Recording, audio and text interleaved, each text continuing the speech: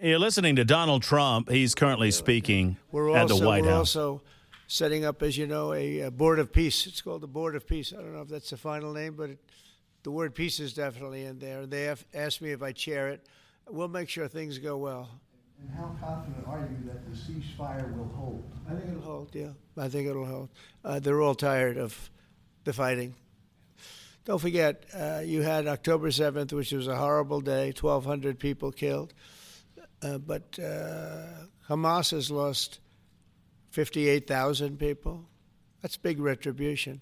That's big retribution. People understand that. So, no, I think they're all tired of fighting, and this really gives the whole Middle East. This is beyond Gaza. Gaza is very important, but this is beyond Gaza.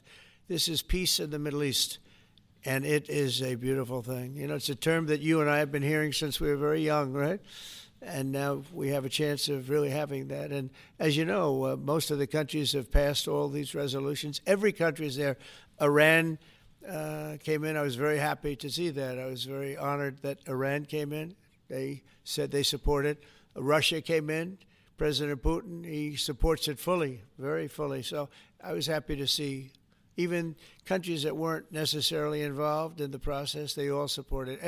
I don't know of anybody that doesn't. And I've never seen happier people than many of these places, not just Israel. Many of these places, they're all dancing in the streets. I've never seen anything like it. Mr. President, Yeah, go ahead, please, in the Thank back. you. What guarantees did you give Hamas to persuade them that Israel won't restart the bombing campaign once the hostages have been exchanged? What did I do with respect to them? Well, you know, I spoke a little bit tough, and that's what would happen. I mean, you have to speak tough. That's a tough world. That's a tough, as they say, neighborhood.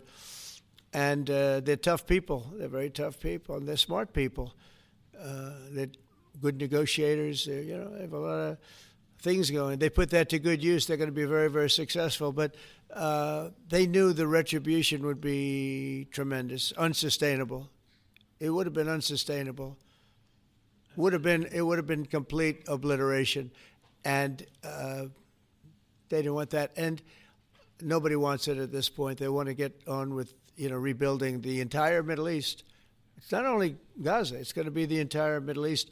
They're going to be able to live in peace. Now, we have some little hot spots, but they're very small. You know the ones I'm talking about. They're very small. They'll be very easy to put out. Those fires are going to be put out very quickly. Yes, ma'am. Thank you, Mr. President. I'm talking about the Middle East still.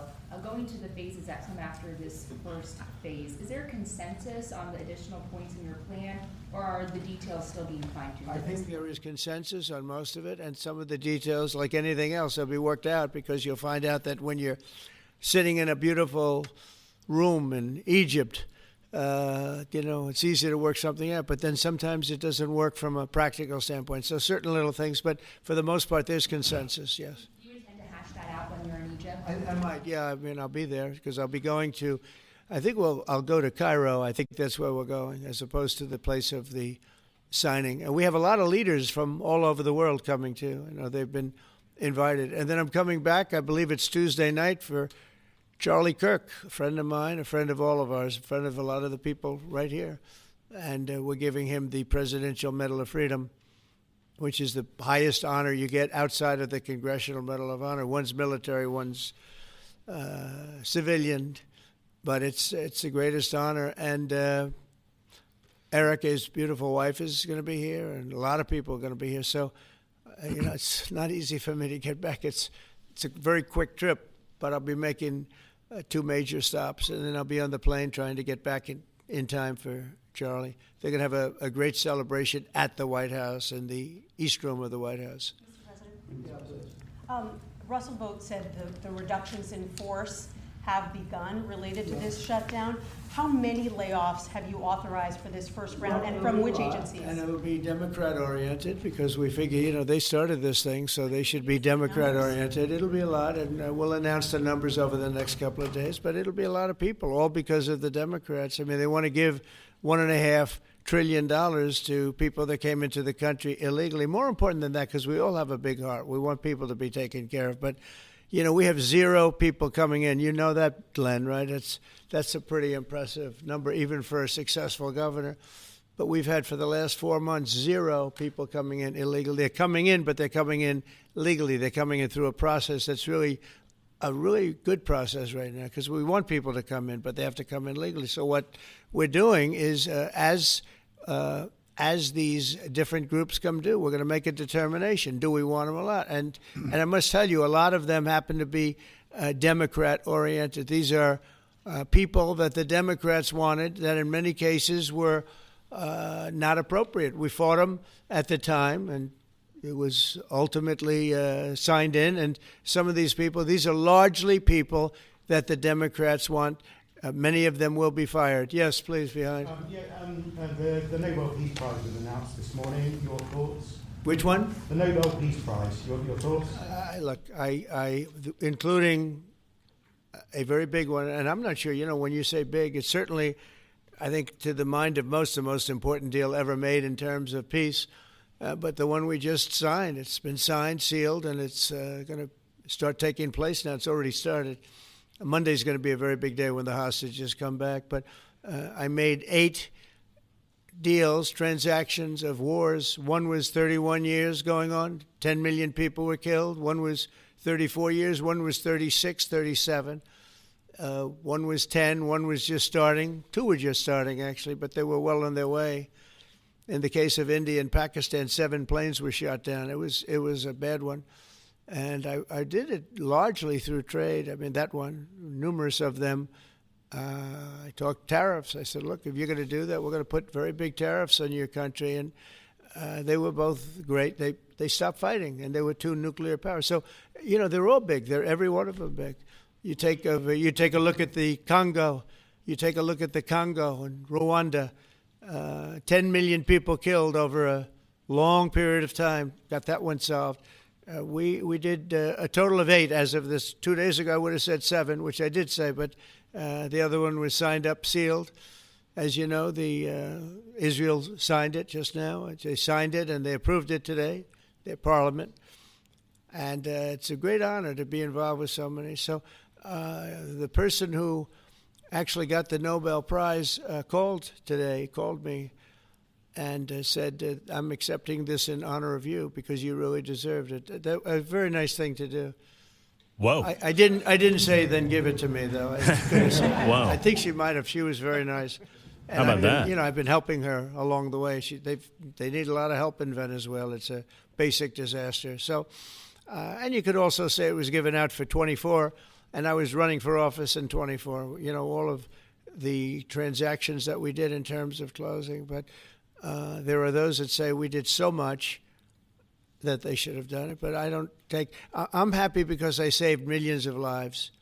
Many millions of lives. And speaking of somebody that saves lives, don't ever play golf with him, because Keegan Bradley just walked in, one of the greatest golfers in the world, the captain of the Ryder Cup. And, man, I'll tell you, you did a good job. You almost came back. I turned on. I said, I sort of turned off. It wasn't looking good. And then a little while later, I turned on. I said, you guys might make that would have been the miracle. What a great job. He's respected by those golfers like nobody. And I just want to compliment you, Keegan. That was a incredible job. Right here we have a lot of unfriendly fake news media. And he's not used to that. He's used to getting only good publicity, I think, Howard. These are all golfers. But you're some golfer, I'll tell you that, and some leader. Thank you very much. Great job. Thank you, Keegan. Mr. President, on China. Yeah, please. On immigration, ICE are making arrests, targeted arrests at courthouses in New York City and around the country. Criminals, they're arresting criminals, that's right. Yeah, go ahead. Reaction to that? I'm happy about it. I want them to arrest criminals. And if you take a look at D.C., a year ago, D.C. our great capital was a very unsafe place. You know that. Some of you were mugged, and talk openly about it. Some of the media was mugged. But right now, D.C. is one of the safest places in the whole country. The restaurants are booming. They're opening up new restaurants. The restaurants were all closing. Now you can't get into a restaurant. They're opening up new restaurants. It took 12 days for us. We sent in not politically correct military. We sent them in based on merit. We won the case in the Supreme Court. Everything now is based on merit. Our country was founded on things based on merit. Like Keegan Bradley is not going to be playing golf if he wasn't a great player. If he shoots lower scores, there's no more merit system than that one, Keegan, right? If you miss a putt, they don't say, oh, that's okay, let's take it again, do they? No, it's based on merit. Everything's based on merit. And we're back to the merit system. And when they saw that military is all about merit. They're big, strong people that they're patriots too. And you take a look at D.C., and now we're in Memphis, and Memphis was really crime-ridden. It was terrible. A lot of people being killed. And they say in 12 days they can't even believe how much better it is. And it'll take probably a month over there. And we're heading to Chicago because we want to save Chicago. Do you know they had over 4,000 people killed in Chicago over a short 4,000 people. And I have to watch this slob of a governor stand up and say that, well, everything's okay. We've got it under control.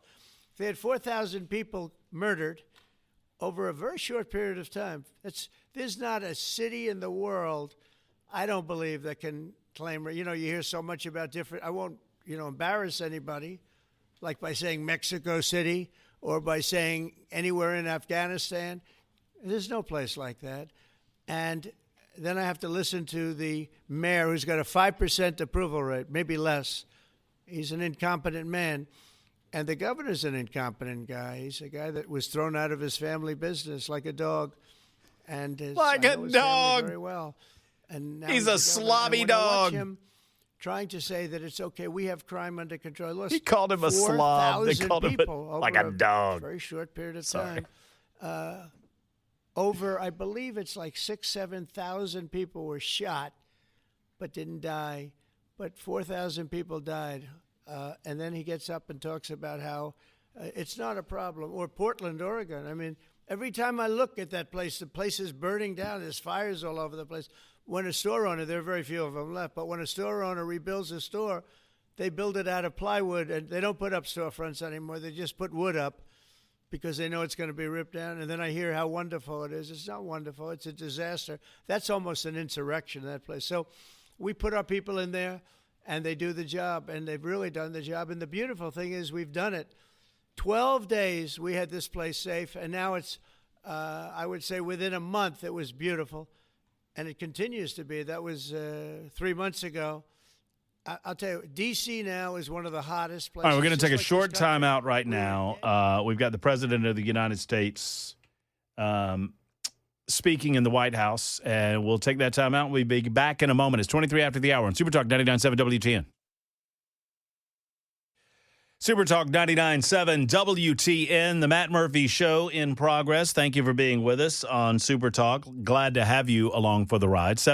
Let me get it right there. 615-737-9986. 615-737-9986. If you'd like to be a part of the show, you most certainly may do so by dialing in those telephone numbers, especially on First Amendment Freestyle Friday. Obviously, we're covering the awful story out of Hickman County. 19 missing in Hickman County and presumed dead. Sadly, we say that because through the course of the day, I mean, if you're just joining us, getting in your automobiles and you don't know what we're talking about, Hickman County emergency officials responded to an incident that occurred this morning, an explosion at a plant in Hickman County. And what we know right now, the facility was in the business of making munitions. And it was obviously a volatile process. And in the course of that process, it is believed that an explosion occurred, which immediately led to a bigger explosion. 1,800 citizens of McEwen are all impacted, obviously. We're all impacted all across the state of Tennessee. As we speak, there are people on site that are attempting to assess the situation as best as they possibly can. The plant is about an hour west of where we broadcast from Nashville, Tennessee. Humphrey County Sheriff Chris Davis spoke to the media earlier today, and he was obviously impacted, very affected. There's no question that this sheriff and so many people in this community know exactly who works at the plant, know even who was to be at the plant at that time of day. It happened at about 7:45 this morning. It destroyed the entire building. it was a devastating explosion. I've just gotten word. Jay Reedy is the representative there, and he is out of town. But we just got word from Representative Jody Barrett, who tells me that he is now on site, and he indicated that coverage on site is so poor that he doesn't believe that he could get cell coverage at the site. But hopefully we can communicate with him a little bit later on and get an eyewitness account of what's going on. But I texted back and forth with Representative Jody Barrett, and I asked him his thoughts, and he said it's worse than bad. That was his exact quote, worse than bad. There's just nothing else left. The automobiles that you see on site are completely destroyed.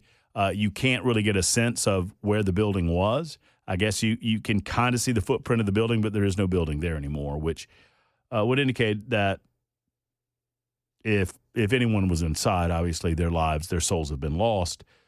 Jody did indicate, and I feel like I can say this to you. He says that he knew some of the people that were lost in the building, and he's trying to process that, and they're currently trying to inform some of the family members of those that are lost, and just says that it's worse than anything that you could possibly imagine, and I imagine that is so.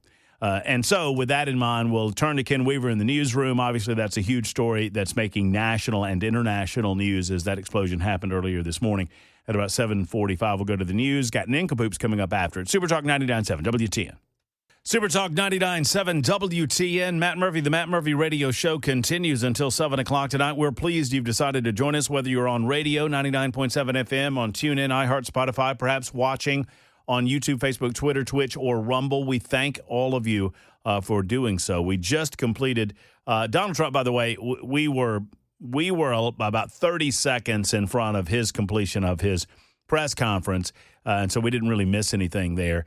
He was wrapping up that press conference, planning to go to the Middle East over the course of the weekend. He plans to be back by Tuesday to honor Charlie Kirk with the Medal of Freedom. I think I have that right. Yeah, the Congressional Medal of Honor. Yeah, Medal of Freedom, which will be bestowed to him posthumously and to his wife, Erica Kirk. That happening on Tuesday. I should note that for those who perhaps missed it, and we made this announcement last week, that we had initially planned as a radio station to have an event at Hop Springs. It was originally going to be at the end of September, and then it got rescheduled for Tuesday, October 14th. And sadly, we have had to cancel that event. There have been a number of issues behind the scenes that led to the cancellation, having nothing to do with anyone within this facility or in Nashville, really. I mean, it was more of a concern by others outside of our building regarding security apparatus and making sure that we had everything that we needed in place when we get out and about. Sadly, we have to concern ourselves with these types of things in the aftermath of the assassination of Charlie Kirk. And because of that, when, all I can tell you is, and I'm not saying I agree with it, I'm not saying I disagree with it, I'm saying the truth, that when the suits get involved, they're going to make decisions that sometimes might be a little confusing. One way or the other, it is a decision that's been made. So we won't be able to do that, but we're going to do something with you very, very soon. And we look forward to the next opportunity. I look forward to telling you all about this Virginia governor's race, and we're going to do that coming up in the 6 o'clock hour. I've got some receipts for you that you will not believe from the Virginia gubernatorial debate that occurred last evening. These Democrats, man, they have absolutely lost their ever-loving minds when it comes to their defense of this AG candidate who apparently was fantasizing about murdering his political opponents. More on that coming up. But right now, on the lighter side of things, you know how we do, friends. Ken Weaver and Jackson Williams and Matt Murphy, a trifecta of Nincompoops in the news. Kind of missed the post. I kind of missed the post there. I apologize. I don't like to miss the post, and I was loose. I was loose on the post. Do you know what that means, Jackson? You probably don't. You've never been in music radio. You messed up. Well, thanks a lot, buddy. That's true. The post is when the vocals of the music starts, and when you're a DJ, when you're spinning the hits there, Jackson, you want to hit the post. That means you want to talk right up to the point where those vocals start, and that's called hitting the post. Nice and tight. Oh, now you screwed up. Yeah. So we're even. I have a question for you two fellas. What's up? Hey, Ken. How about you? Has anybody done a story in my absence? Because I was gone last week, and I'm a little worried because this story's about a week and a half old, and I'm worried that one of y'all did it. All right. So does Chat GPT mean anything to anybody? I did it, and I won. Dang it. Was it on Smoking Gun? Don't be telling our sources, Jackson. Well, that's Good where I got it gracious. from. Let's not let Answer the question. Where Brother Jackson's getting all the naked stories. There ought to I got be a good one today. Ought to be a little mystery involved in where these things come from. And here you go, just, showing God and everybody where you're getting your stories from. That's no good, Jackson. Did you win yesterday? I believe I did. I had the naked guy, right? Yeah. I don't know that you did, but I got whatever. another Florida man. Does that mean 2 in a row for you? 3 in a row for you? I believe it's 3. You got the big turkey? Turkey, and I'm going for 4 here. Going for 4 in a row. 4 for 4. That's a rarity, buddy boy, especially when Ken Weaver's around. All right, well, have at it. I'm going to go look for one. Florida man stole $7,000 in scratch-off lottery tickets, then returned to the store to redeem them just hours later. Dumb luck. A Florida man was hit with federal charges this week after he allegedly stole $7,000 in scratch-off lottery tickets from a convenience store, then returned to the scene of the crime mere hours later to try to redeem his loot, according to authorities. Justin Farley pulled into a St. Petersburg, Florida Circle K on May 5th and opened multiple cabinets and took scratch-off lottery tickets before fleeing the scene in his gray Hyundai Elantra, according to a probable cause affidavit acquired by The Post. Roughly 40 minutes later, Farley arrived at an area 7-Eleven to redeem the $7,000 worth of scratch-offs, according to the document filed in the United States District Court for the Middle District of Florida. Winner, chicken dinner. It gets better. After an unsuccessful attempt, the bumbling thief returned to the same Circle K that he had stolen from hours earlier and tried to cash in on the 7 ticket books he had stolen from the store. His attempt once again failed, the document said. He then returned to the Circle K minutes later, only to come up empty a third time. Disparaged, Farley drove back to the 7-Eleven in a black mask, yellow shirt, and black Nikes and pointed a replica Glock at the clerk, demanding a staffer open the cash register. Replica Glock. He successfully made off with $120 from the register before escorting the clerk to the back of the store and snatching a pack of Newport cigarettes. A slew of evidence, including his license plate, surveillance footage, led cops to pull him over on May 22nd and book him on commercial burglary and grand theft, according to details first reported by The Independent. After his arrest, Farley told cops he needed money. He admitted to committing the Circle K and 7-Eleven robbery in a recorded interview with cops. It is unclear if he divulged his repeat visits to both locations. While in custody on state charges, Farley was indicted by a Tampa Bay grand jury. He was charged federally on Tuesday, according to the outlet. He now faces 1 count of interference with commerce by threat or violence, a federal charge that carries a pretty hefty prison sentence. Wow. So many turns in this story. Yeah, there's a lot going on in that story. It reminded me, I was trying to find the scene. It reminded me a lot. What did you say he had, a replica Glock? Yeah, he didn't get that from the Glock store, Matt. No, probably not. But remember the scene in National Lampoon's Vacation when they finally get to Wally World and John Candy's the security? That's not a real gun, is it, Clark? That's a BB gun. That's a BB gun. Is there a swear word in that? Probably not. I don't think so. I hope not. It's an R-rated movie. Yeah. Oh, speaking of movies, we got to pick movies later on. So yeah, that's not very smart. Thank goodness criminals are so dumb. Yep. You know, This one was off the charts dumb. Just kept coming back for the same, and he kept just bounced between 2 stores, and he only got $120 and a pack of cigarettes out of it. No, that's no good. That's no good. What a maroon. What a nincompoop, boys. What a nincompoop. Yeah, Ken Weaver, you're up. Superior Court Judge Robert Burt Guy Jr., who serves in Georgia's Brunswick Judicial Circuit and currently president of the Georgia Council of Superior Court Judges, is facing DUI charges following a crash outside a Jacksonville, Florida strip club. Happened at Wacko's Gentlemen's Club. Wacko? Whoa. 2 Easy. to 3 in the morning on Tuesday. He was driving his black Mercedes E300. Judge Guy allegedly backed into a parked Ford F-150 pickup.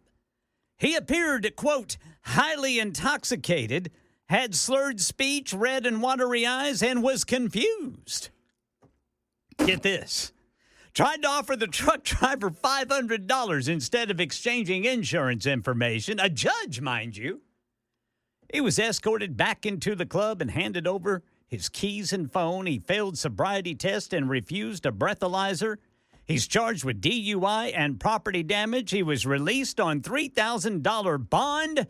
Guy has notified the Judicial Qualifications Commission about the incident. The incident is under review. I bet it is. What do y'all think the slogan is for Wacko's Gentlemen Club? I have no idea. All the Joes and Jackos come to Wacko's.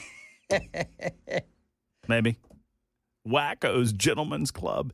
We had a lovely gentlemen's club outside of Birmingham, Alabama, about 45 minutes outside of Birmingham, Alabama. Hey, Matt. Yes. What's a gentleman's club? It's a strip club, Jackson. Strip club. And this was called Wesley's Booby Trap. And at Wesley's Booby Trap, I've never been in Wesley's Booby Trap, but we were told that at the tables where the men sat, they had chains, and on the end of the chains were little blocks of wood. And when they were particularly excited about a lady, they would clap the blocks of wood together. I don't know why that makes me laugh. What'd that have to I don't know. I don't know why it makes me laugh so much, but it does. I don't know. Jackson, thank you for doing the Chat GPT story, because I've got the winner right here in my possession. Oh, here we go. I got it. Here's the headline. Headline gets me the win right now. Parents accused of leaving teen on the side of the interstate with a bag of handguns, telling him to fend for himself. That's a good headline. There you go, son. There you go, buddy. You're on your own. A couple in Florida is facing charges after police say they left their 17-year-old son to fend for himself on the side of Interstate 75. Police say the couple also left him with a bag of handguns and some cash. According to a probable cause affidavit, Northport police received a call October 1, just before 6 p.m. about a boy seen walking along I-75 about a mile south of Sumter Boulevard. The responding officer found the teen, who told him he had been in a vehicle with Bradley Leon Guerrero Santos, 36, and Rosiana Mendola Borra, 35, and an 8-year-old sibling. The teen said that when he got home from school, the couple informed him they were taking a trip. When he returned from walking the family dog, he saw that they were frantically throwing clothes into duffel bags and loading them into the car. Goodness. When the vehicle got on the interstate, the teen told the couple he didn't want to go on this trip, which he was told was, quote, either... I'm sorry. I don't mean to laugh. He was told they were either going to Guam or Idaho. I'm not making this up. Attempts were made by police to call the couple's phones, but each time the person answering the phone either denied being Santos or simply hung up. When police took the teen home, they found the garage door and the front door of the home wide open. When police entered the home to investigate, they found the home to be, quote, cluttered and in disarray with firearms lying out in the open. Police were able to track the couple's phones to an address in Florida where local police found and detained them.